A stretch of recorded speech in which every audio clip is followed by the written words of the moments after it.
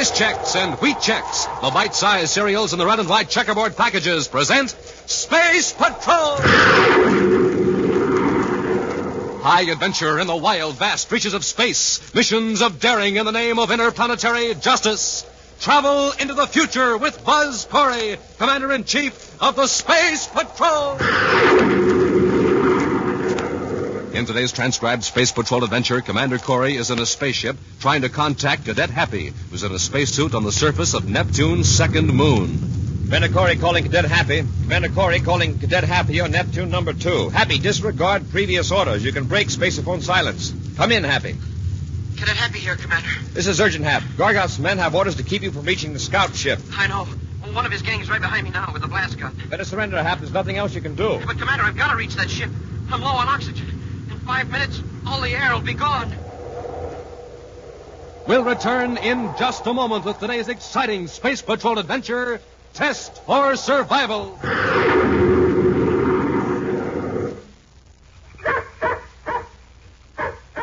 Hey, Space Patroller, it's getting kind of late and I'm getting kind of hungry. Hey, let's take time out right now for a big bowl full of Rice Chex. Swell, Captain Twofield. Rice Chex. Tops with me. Tops with me, too, Space Patroller. And it'll be tops with you, gang. Tops 3 ways. For taste, for size, for get up and go. There's one bowl. And here's one from me.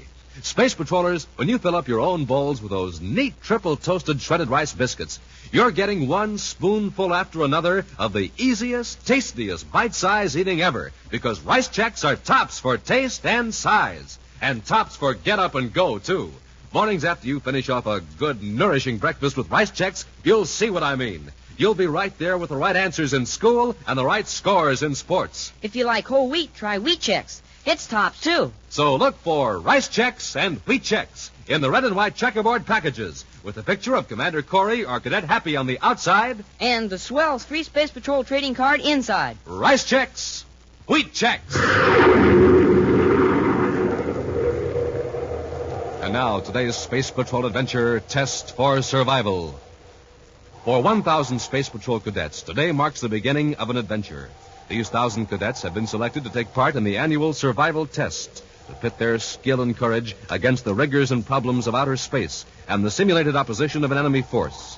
Of all the cadets chosen for these tests, it's safe to say that only one is disappointed with the assignment. That solitary individual is Cadet Happy. Glumly, he sits in Commander Corey's central office at Space Patrol headquarters, staring at his special orders. Oh, all the times for this to happen. Bad news, Happy? The worst. I'm on the list for the survival tests. Now I can't go with you to Pluto. Unless you could sort of... No. I didn't think you would, sir. Well, it's up to me to take my turn, I guess. What kind of assignment did you draw, Happy? A real cream puff deal. Here's what the orders say. Cadet Happy will pilot scout ship T-681 to Neptune moon number 2, landing in sector D4 at 0800 hours Universal Star Time. Upon landing, the ship will be considered inoperative, including all weapons and spaceophone equipment. Oh, you're to act as though the ship were knocked out of action. Yes, sir. And then it says, you will attempt to reach the communications outpost in sector F9 by 2200 hours without revealing your presence to enemy forces concealed between the 2 sectors. Sounds interesting. Spaceophone silence will be maintained throughout the entire operation. Enemy forces will be provided with special long-range ray guns that will register hits on the sensitized outer coating of the spacesuit. Big deal. Sounds like fun, huh? Fun? It's kid stuff. Here I'll be sneaking around craters playing hide-and-seek with other cadets that are pretending they're the enemy. What's the good of it? Don't get the idea this is just a game, Happy. You'll be testing new equipment. What you and the other cadets learn in this survival test might easily help to save a life someday. Well, I suppose so, Commander, but... Gee, if I could go to Pluto with you, I could have some real excitement. I'm not looking for any big adventure on this trip, Happy. You're not? But if this Steve Hegdorn is as tough as Morton says he is, and if he's part of the Cobra gang... If things go the way I've planned, Hegdorn won't have time to get tough. You see, when I walk into Hegdorn's office in Pluto City, I'll be in civilian clothes. He'll assume I'm one of Morton's men coming to make the regular protection payoff. When he accepts the money, I'll take it in for extortion. And maybe get a line on how we can find Gargoth. Right. By then you'll be through with your survival test, and I promise you that you can help get Gargoth and the rest of his Cobra gang.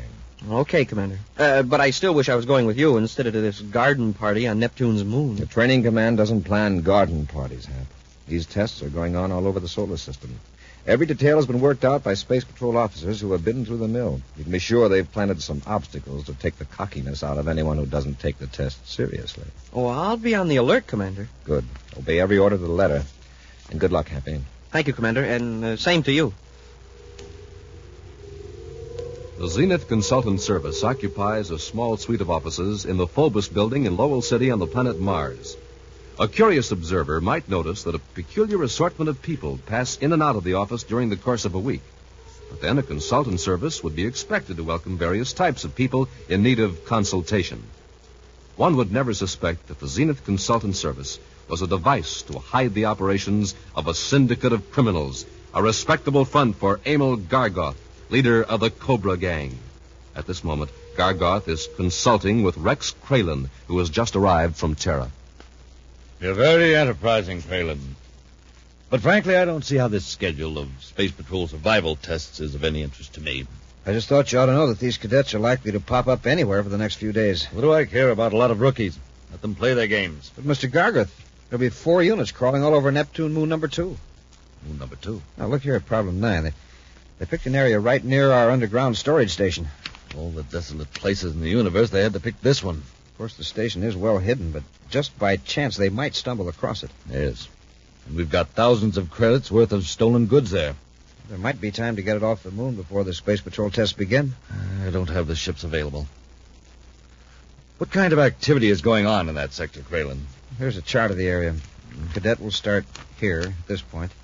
Try to work his way to here. There'll be about 20 men scattered all through here, in the craters, acting as enemy opposition. Oh, I see. They're chasing all over this region, trying to capture that one cadet. That's right. Actually, they won't have to capture him to put him out of the game. They've got a special ray gun that projects a pinpoint beam. It's harmless, of course, but it produces a photochemical effect on the spacesuit. The suits in the test have a thin coating sensitive to those particular rays. All right. If he gets out of the game early, they'll go home. Is that it? Well, yes, those in that particular problem will. Then let's hope a dumb cadet draws that sector. It isn't going to work that way. That assignment goes to Commander Corey's sidekick, Cadet Happy. Oh. Kralin, this is the opportunity I've been waiting for. We'll capture Cadet Happy, and then we can make Corey come to terms. Capture Corey's cadet?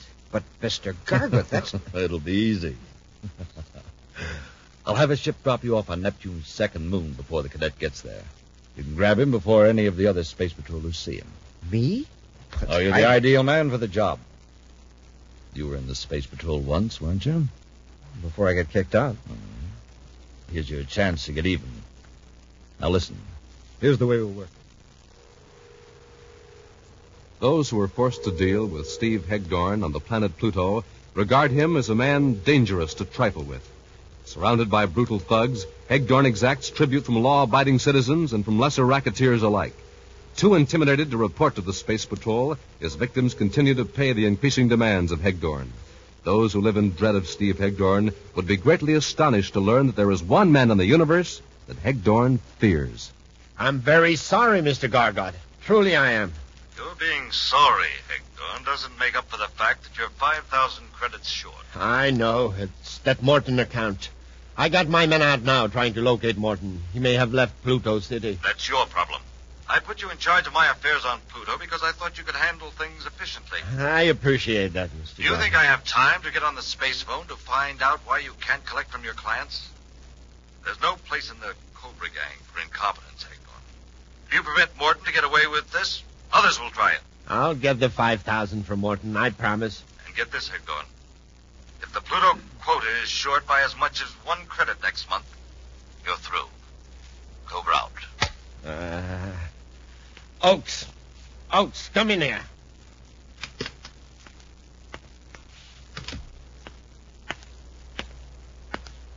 Yes, Mr. Hegdorn. Have you found Morton yet? No, sir, but the boys I'm not interested what the boys think. Find Morton and get that 5,000 credits. There is no place in this organization for incompetence. Now get out. Elsewhere, a small scout ship has just landed in Sector D4 on Neptune's second moon. Out of the ship steps Cadet Happy in a spacesuit. In his hand, he carries a ray rifle, a harmless training weapon capable only of making a tiny dot on especially sensitized objects. As he walks across the craggy surface of the satellite, Happy reports his actions into a compact micro-tape recorder that's part of his spacesuit paraphernalia. Cadet Happy assigned to survival test problem 9, Neptune 2. Orders of procedure have been followed exactly. I landed the scout ship in sector D4 at 0800 hours. It is now 0803. My suit spaceophone is turned off. I am now carefully proceeding south by southwest towards sector E10. So far, no sightings of enemy units. Oxygen pressure normal. External temperature 203 degrees below zero. Internal suit temperature plus 68. Normal.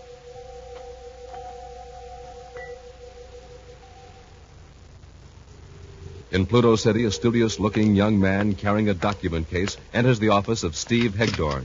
Even Buzz Corey's close associates would have to look twice to recognize the Space Patrol Commander-in-Chief. Not only is he wearing civilian clothes, but he has modified his confident stride and allowed his straight shoulders to assume a scholarly slump. Looking up from his desk, Hegdorn scowls at his visitor in an intimidating manner. Yes, what is it? I'm here representing Mr. Morton. Oh, so you're representing Mr. Morton, huh? You're his lawyer, I suppose. Not exactly. Well, if Morton sent you here under the impression that I'll dicker with you over his fees, he's mistaken. I've got the money here, Mr. Hegdorn. Oh, well, that's different. Let's have it. Well, 5,000 credits, isn't it? That's right.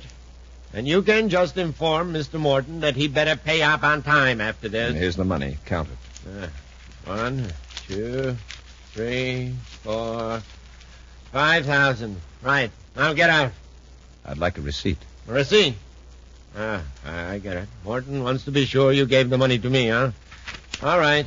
I'll just make it out for services rendered to Harvey Morton. There you are. Thanks. Now, Hegdorn, you're under arrest. Under arrest? What for? Extortion and intimidation. Here's my identification. So you're Commander Corey. I was expecting you, but not till later. Usually I prefer a more direct approach to criminals, Hegdorn, but you've got your victims so intimidated I had to get evidence on you personally. Come along. Get him up, Corey. Corey, the man behind you with the ray gun is Bull Oakes. He handles my rougher assignments. I advise you to do as he says. Get him up. Sure. No. Boss, help me. Let go of that gun. Hold him out. Corey's quick as a cat.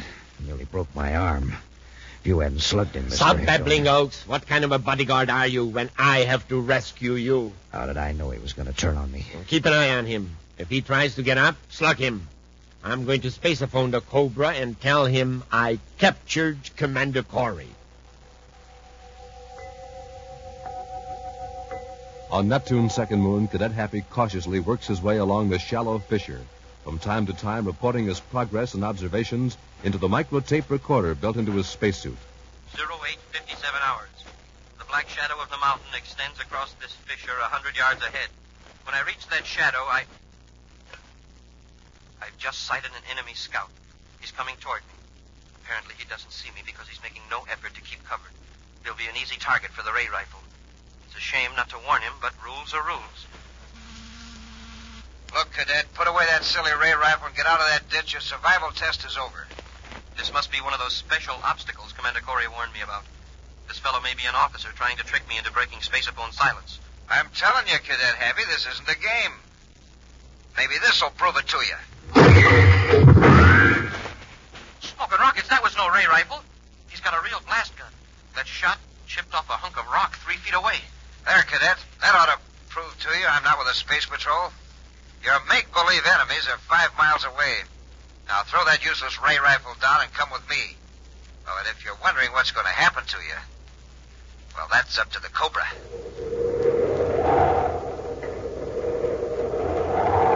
We'll return to Space Patrol in just a moment. This is Dick Tufeld in St. Louis reporting on the twin-jet Air Force fighter, the McDonnell Voodoo XF-88A.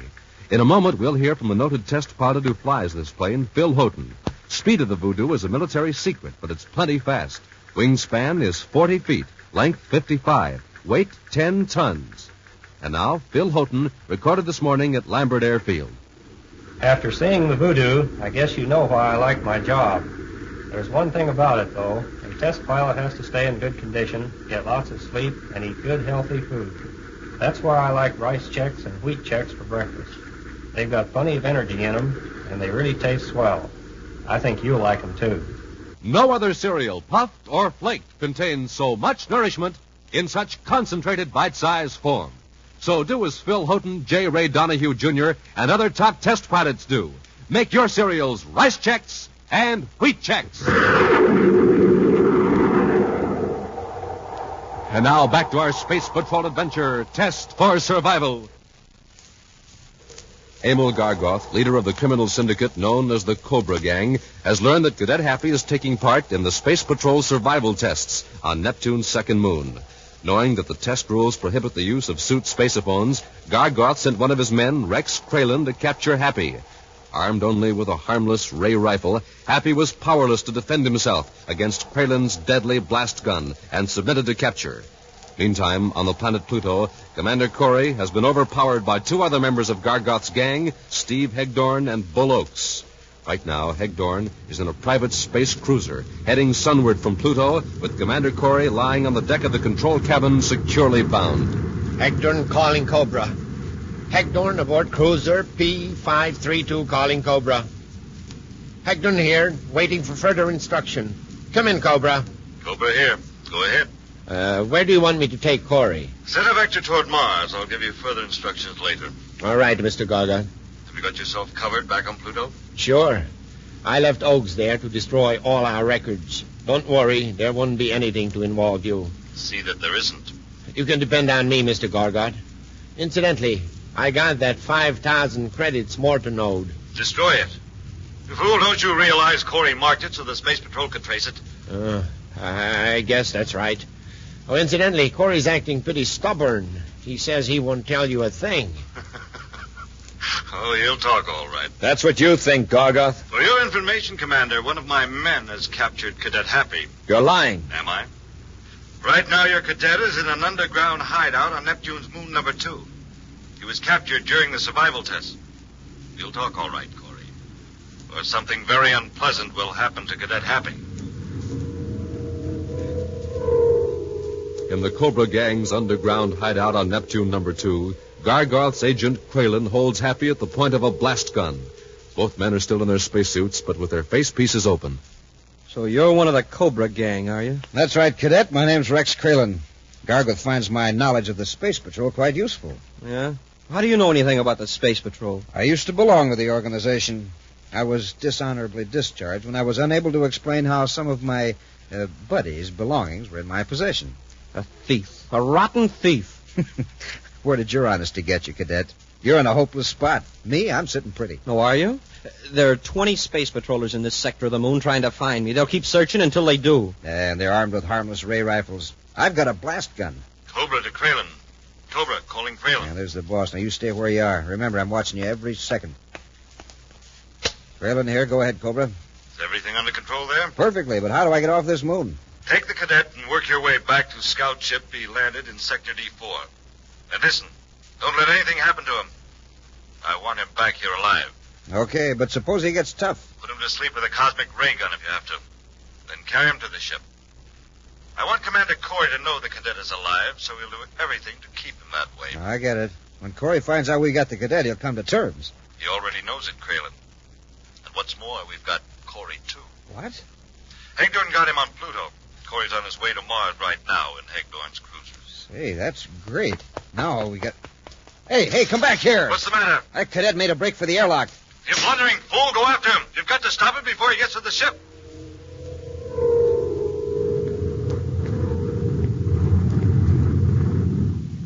You aren't so cocky now, are you, Corey? Now that we've got Cadet Happy. If anything happens to him, Hegdorn, I'll get you and Gargoth. It's the last thing I do. The smart thing for you to do is to forget those threats and give Gargoth the information he wants. Cobra to Hegdorn. Cobra calling Hegdorn. Hegdorn here. Go ahead, Cobra. Quick, Hegdorn. What's your position? Near the Neptune orbit, why? That idiot Kralin let the cadet get away. What? Yes, he's out of the hideout and probably headed for the scout ship. How long will it take you to reach Neptune moon number 2? Oh, I'd say about 15 minutes, maybe less. Then change your vector. If got to make sure the cadet doesn't get to that ship. But, boss, we can't land a ship there during those survival tests. Those space patrollers will spot us. No, they won't break space phone silence except in an emergency. And by the time they realize there is an emergency, the cadet will be finished. What do you mean? The cadet won't surrender to Kralin and blast him with the space torpedo. Get away before those men on maneuvers know what happened. Listen to me, Gorgon. If anything happens to You listen to me, Corey. You want to save the cadet, do what I tell you. Get on the space phone and order Happy to surrender to Kralin. Understand? All right, Gorgon. Hagdorn, switch to the space patrol frequency. I'm sure Corey will tell you how. Okay, Mr. Gorgon. And watch him. Don't let him try any tricks. Cobra out. All right, Corey. What's the frequency?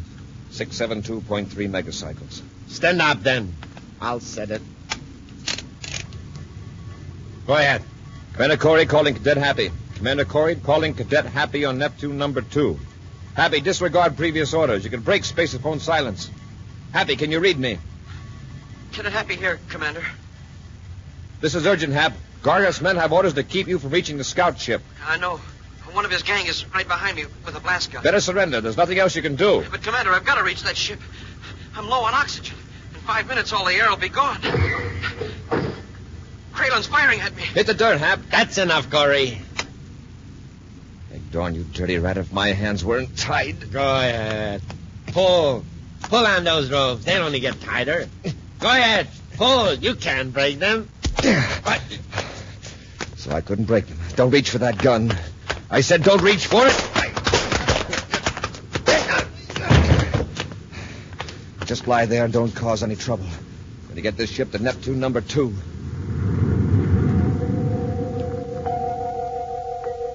With his oxygen supply getting lower with every breath, Cadet Happy crawls across the rough, barren rocks of Neptune's second moon, trying to keep within the inky black shadows. Steadily, Rex Kralin advances toward him, blast gun in hand. A few hundred yards away, the scout ship rests where Happy landed it many hours before. A few steps more, and Kralin stands over the exhausted cadet. Carefully, Kralin adjusts the power control of his spacesuit transmitter, limiting it to the range of less than 50 feet. I heard what you told the commander. Your oxygen is about gone. You'll never be able to make it to the ship under your own power, so I'm going to have to carry you. You hear me? Yeah, I hear you. I'm going to turn your transmitter volume down, just in case. If you're hoping any of your pals on maneuvers are going to come to your rescue, forget it. Even with you on my back, I can make it to the ship in a few minutes. Now, look, Cadet, you're about gone. So don't try to give me any trouble when I lift you. Oh, okay. All right, now. Hey, where's that light coming from? A spaceship. A private cruiser. That must be Hagdorn. And he's looking for us. This is a break. I won't have to lug you to the scout ship after all. Look at him come. Hagdorn sure knows how to handle the ship.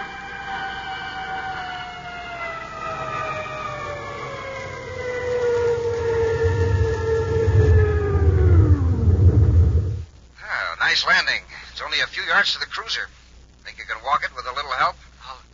I'll try. Now, come on your feet. This is a break. Now we won't have to worry about having to get rid of that scout ship. Well, the hatch is opening. Say, Hagdorn's coming to help me. Hagdorn, can you read me? Hagdorn. Hagdorn, use your spaceophone. It's okay. There's nobody within 5 miles of us. That's not Hagdorn. That's right, Kralin. Commander! I'm warning you, Commander. Don't come any closer. The cadet gets a charge from this blast gun. Kralin, listen. We've got to get Happy into the ship. He's nearly out of oxygen. The decision is up to you, Commander. Let me get to the cruiser, then you get the cadet to the scout ship. Can't you see there isn't time? And it's just too bad for the cadet. I'll finish you with a blast gun if you take another step. Cadet, let go of me. Drop that gun, Kralin. I've got a sharp sliver of rock in my glove. How would you like to have it jammed into your spacesuit? Let go of me. Drop the gun, or you'll be in the same fix I am. You haven't the strength left. Give me that gun, Kralin. There. All right, I'll get Happy to the cruiser. Come on, pick him up. Sure, okay. I'll get moving. Inside the cruiser, Happy quickly revives. With a fresh oxygen bottle attached to his spacesuit, he helps Commander Corey transfer Kralin and Hagdorn to the scout ship. Now, with Happy at the controls, they've just blasted off from Neptune's second moon and are headed for Terra with their 2 prisoners. Either of them will talk, Happy. We know Gargoth is in Lowell City on Mars. Yeah, the brainograph will clear that up. Yes, but too late. How do you mean, sir? Cobra calling Hagdorn. Cobra to Hagdorn. Cobra to Kralin. Kralin! Either of you answer immediately. That's what I mean. Gargoth won't wait around long enough to find out what happened to his Kralin! man. Hagdorn!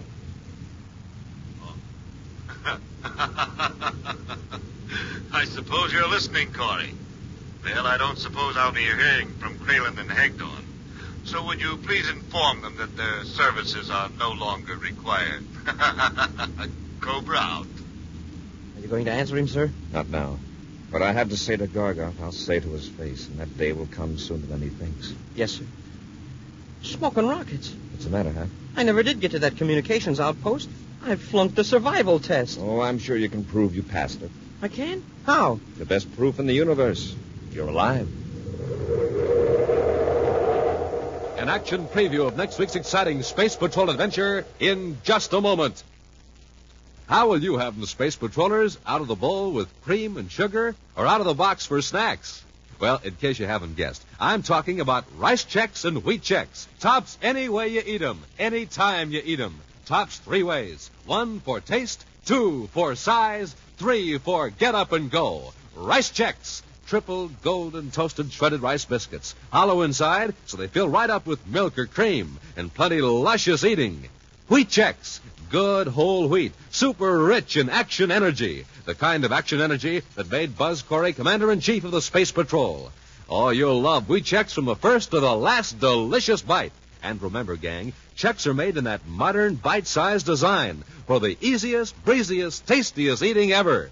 So, Space Patrollers, this morning, tomorrow morning, every morning, have yourself a good, nourishing Space Patrol breakfast with rice checks or wheat checks. In the red and white checkerboard packages with the full-color picture of Commander Corey or Cadet Happy on the outside and the neat free Space Patrol trading card inside. Rice checks, wheat checks, tops for taste, tops for size, tops for get up and go. And now, a preview of next week's exciting Space Patrol adventure. Buzz and Happy are trying to escape from a mansion on the planet Venus, where they're held prisoners by Emil Gargoth, leader of the Cobra Gang. Suddenly, Happy moves toward a large cabinet and opens it. Wow, is this a break, Commander? Weapons, ray guns, blasters, paralyzers. Take a couple of ray guns, Happy. Something just made me go to this cabinet, a real strong hunch. No, Hap, take the ray guns. Those are blasters. Put them back. Oh, yes, sir. I'm not arguing, sir, but wouldn't the sight of a blaster have more effect on Gargoth? All right, it doesn't matter. Let's get careful, Happy. You're pointing the gun right at me. Lower your arm. I can't. Something's controlling my movements. Happy, lower that gun. I'm trying to. Commander, my finger is squeezing the trigger, and I can't stop it. Be sure to join us next week for the thrilling story, The Secret of Dr. Borodeck, when Rice Checks and Wheat Checks again present Space Patrol! Space Patrol, created by Mike Moser, starring Ed Kemmer as Commander Corey and Lynn Osborne as Cadet Happy, was written by Lou Houston, produced and directed by Larry Robertson, executive producer Mike Devery. Other players were Ken Mayer, Norman Jolly, Baylor Kovach, and Stephen Robertson. Dick Tufeld speaking. Now, don't forget to tune in next Saturday and every Saturday when Rice Checks and Wheat Checks again present Space Patrol! Be sure to see another exciting Space Patrol program in your local ABC television station. Consult your local paper for time and channel. This program is broadcast to our armed forces overseas through the worldwide facilities of the Armed Forces Radio Service. Space Patrol came to you transcribed from Hollywood. This is ABC Radio Network.